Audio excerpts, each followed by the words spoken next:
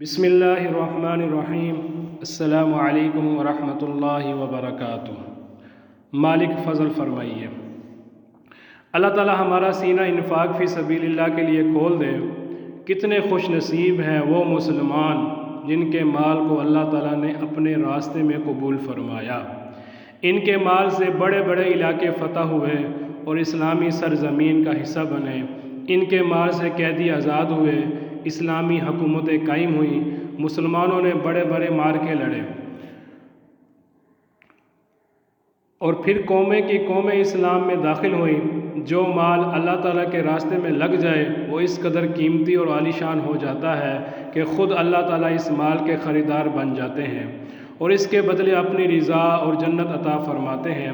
اللہ تعالیٰ کے نزدیک کیا سونا اور کیا مٹی، سونا بھی اللہ تعالیٰ نے بنایا اور مٹی بھی اللہ تعالیٰ نے بنائی۔ مقصد یہ ہے کہ کوئی بھی مال اللہ تعالیٰ کے نزدیک مال نہیں، قیمتی نہیں، لیکن جو مال جہاد فی سبیل اللہ میں لگ جائے وہ مال اللہ تعالیٰ کے نزدیک بھی اتنا قیمتی بن جاتا ہے کہ اللہ تعالیٰ اسے خریدتے ہیں۔ آج دنیا میں جہاں جہاں اسلام نظر آ رہا ہے، مسلمان نظر آ رہے ہیں، ان سب کے پیچھے مجاہدین کا خون اور جہاد میں خرچ ہونے والا مال بھی ہے۔ اس لیے قرآن مجید میں جگہ جگہ اس کی ترغیب دی گئی، اس کا حکم دیا گیا اور اس میں غفلت کرنے والوں کو تنبیہ فرمائی گئی۔ اسلام کی ان عظیم فتوحات میں جان خرچ کرنے والے اور مال خرچ کرنے والے آج تک مسلسل اجر پا رہے ہیں۔